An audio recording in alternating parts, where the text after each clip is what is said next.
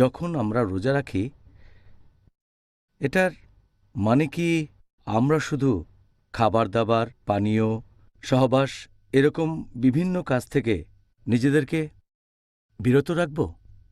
একজন রোজদারের জন্য যে কাজগুলো করা ফরজ, এ ব্যাপারে আমি আগে বলেছি। এর একটা হচ্ছে সেই সব কাজে বিরত থাকা যেগুলোতে রোজা ভেঙে যায়, যেমন খাবার, পানীয় আর সহবাস করা। তবে এগুলো ছাড়াও আরেকটা গুরুত্বপূর্ণ জিনিস হচ্ছে রোজার নিয়ত, রোজার উদ্দেশ্য। যে কোনো কাজ নিয়ত ছাড়া আখিরাতের জন্য সেটা মূল্যহীন। একটা নিয়ত থাকতেই হবে। সেজন্য নিয়ত, উদ্দেশ্য খুব গুরুত্বপূর্ণ। কারণ আমরা রোজা রাখছি আল্লাহ তাআলার সন্তুষ্টি লাভের জন্য। এটা এক ধরনের ইবাদত। যদি এই নিয়তটা না থাকে তাহলে সেটা হয়ে যাবে সাধারণ কাজ। যেমন ধরেন, কেউ হয়তো রাজনৈতিক কারণে রোজা রাখে, কেউ হয়তো রোজা রাখে প্রতিবাদ জানানোর জন্য। অনশন করেও রোজা রাখতে পারে, হাঙ্গার স্ট্রাইক, আমি খাবো না হাঙ্গার স্ট্রাইক। হয়তো কিছু দাবি আদায়ের জন্য এভাবে অনশন করছে। আবার কেউ রোজা রাখতে পারে স্বাস্থ্যগত কারণে, হয়তো ডায়েটিংয়ের জন্য। সে রোজা রাখতে পারে ওজন কমানোর জন্য, রোজা রাখতে পারে কোনো চিকিৎসার জন্য। তবে এইসব রোজায় সেরকম কোনো নিয়ত থাকে না। নিয়ত হবে আল্লাহ তাআলাকে সন্তুষ্ট করা। আর সেজন্যই ইসলামিক শরিয়া অনুযায়ী রোজার সময় শুধু বিভিন্ন কাজ থেকে বিরত থাকলেই চলবে না, শুরুতে একটা নিয়তও থাকতে হবে। আর নিয়ত ছাড়া রোজা রাখাটা অর্থহীন। এটা খুবই গুরুত্বপূর্ণ। রোজা সহ অন্যান্য আরও কাজেও নিয়ত করাটা হচ্ছে আবশ্যিক। আমাদের প্রিয় নবী মুহাম্মদ সাল্লাল্লাহু আলাইহি ওয়াসাল্লাম বলেছেন, এটা উল্লেখ আছে সহিহ মুসলিমে, খণ্ড নম্বর 2, বুক অব জাকাত, অধ্যায় নম্বর 370, হাদিস নম্বর 2198। আমাদের প্রিয় নবীজি বলেছেন যে, যখন তোমরা তোমাদের স্ত্রীর সাথে সহবাস করার নিয়ত করবে, তোমাদের নিয়ত হবে পরোপকার করার সমান। সাহাবেগণ বললেন, স্ত্রীর সাথে সহবাস করা পরোপকার কিভাবে হে আল্লাহর রাসূল?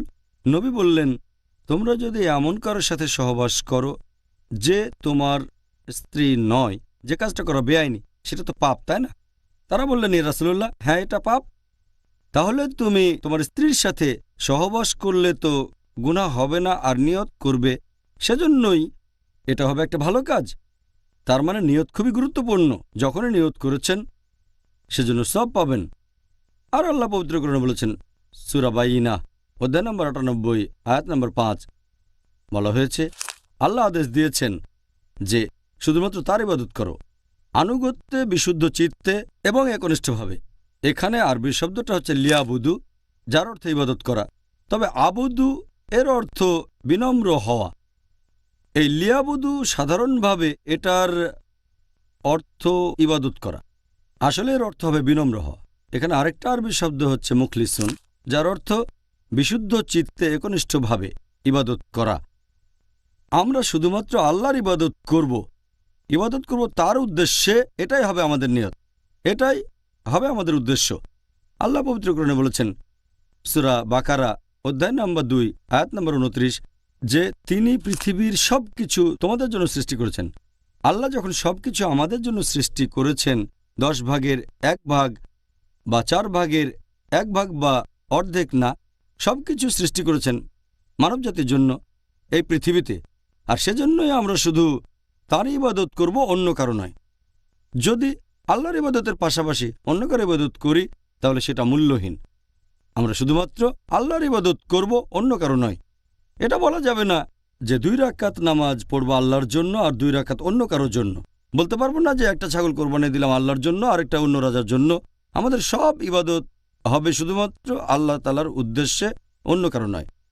এখানে কয়েকটা হাদিসের কথা বলি।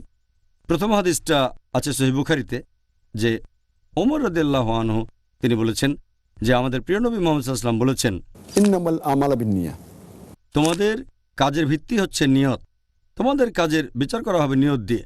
আর যদি কেউ আল্লাহ এবং তার রাসূলের উদ্দেশ্যে হিজরত করে, সে হিজরত করেছে আল্লাহ এবং তার রাসূলের জন্য। কিন্তু যদি কেউ হিজরত করে পৃথিবীর ধন সম্পদের উদ্দেশ্যে অথবা বিয়ের উদ্দেশ্যে, সে হিজরত করেছে সম্পদ আর বিয়ের জন্য।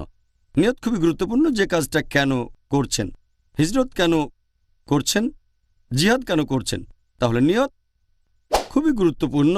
যে কোনো ধরনের ইবাদতে এর মধ্যে সাওমও আছে, মানে রোজা। জাজাকাল্লাহ খায়ের।